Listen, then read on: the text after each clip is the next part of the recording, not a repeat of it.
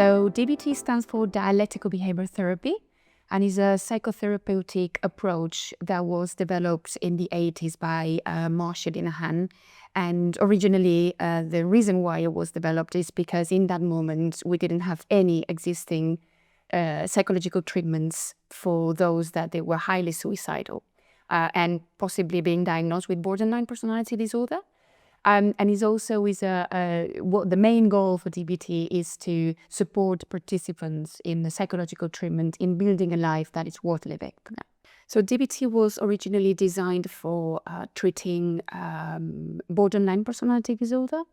But now after plus 40 years of treatment and plenty of research, we know more about it, and we know that we can use it with any other clinical presentation that comes with emotion dysregulation, right? So nowadays we might be supporting people with diagnosis of ADHD, that they will be presenting also with difficulties with attention, impulsivity, right? And also sometimes certain tendencies in being quite critical, self-critical or perfectionistic, right? So anything that comes up with this signature will be obviously very much suitable for it. So in terms of similarities, DBT is a behavior therapy, right? And many of its core principles are based on cognitive therapies and behaviorism, obviously. But then what makes them different is the emphasis of DBT on emotion regulation, I would say. And also the implementation of influences from mindfulness, which actually DBT was the first psychotherapy in implementing mindfulness-based skills, right? So mindfulness basically functions in DBT as a core skills. These are the core skills that we teach, right? We can't really use the other DBT skills without understanding basically how important is mindfulness in this treatment program, right? So we basically teach people to, learn to be less reactive to their surroundings, possibly also becoming less judgmental, right, about themselves and others, right, and all the foundations of mindfulness that might be helpful in order to effectively then regulate their emotions. So this stress tolerance is quite key too, because if you think about who can be suitable for DBT, we find that lots of participants present with very high urges to either self-harm or perhaps thinking of ending their lives, right? So these stress tolerance skills provide you with a strategy to be able to not to make things worse, instantly, right? It helps you to get through the moments. Yeah. And so after this stress tolerance, possibly you will need another set of skills. But in that moment, when possibly the emotion is very, very intense and very high, and possibly you've got very strong urges to, possibly make decisions that in the end, they're not very effective. Yeah. That could help you to stop and pause and possibly go to your wise mind to decide what to do next. So emotion regulation skills are the reason why people do DBT, right? Is basically the core of what we're doing, and people get to really understand and name the emotions and possibly understanding the function. What's the reason why we get upset when it comes about sadness or ashamed or angry or scared about things, right? As opposed to be suppressing the emotions, we're very much encouraging participants in looking at why this emotion is doing and what is doing here for you.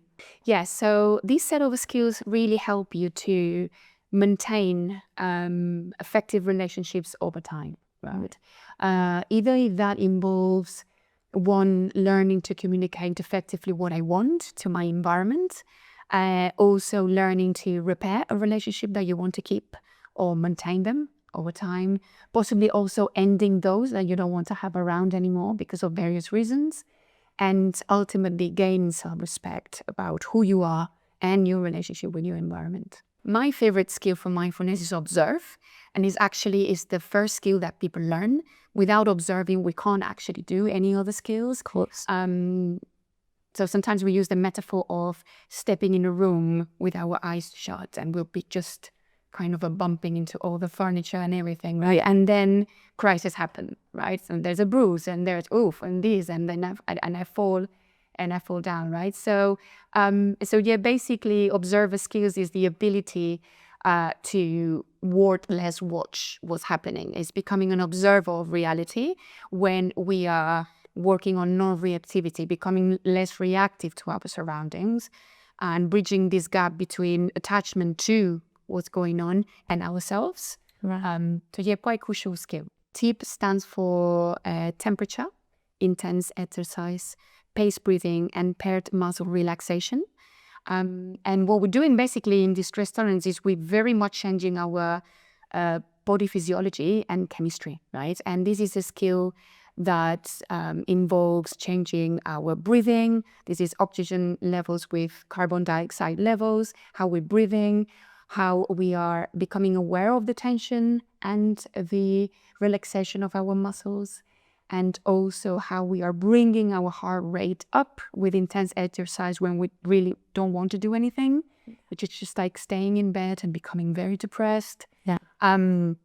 And ultimately, temperature would be very much related to decreasing heart rate, because we know that intense emotions do and make our bodies react differently, and also our heart rate and breathing will change. So what happens there is that we really want to decrease very quickly with a nice dive. So we put our faces, forehead and cheeks into very, very cold water. Has to be at least 10 degrees Celsius. Right. And then from there, we quickly notice a very strong decrease in heart rate that can help us to tolerate the moment and pause any urges that we're having.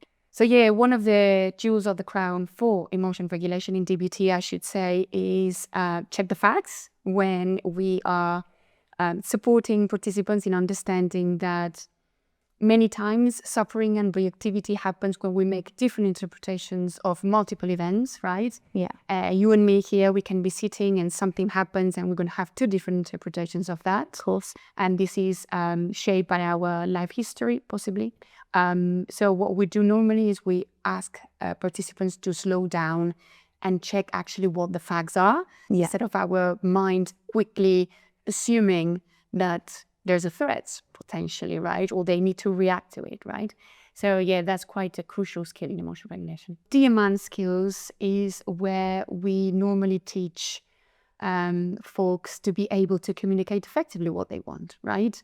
As opposed to be using any other strategies. If you don't do, I will do, which doesn't go anywhere, right? Yeah. But there's a reason why people learn to be doing this, by the way.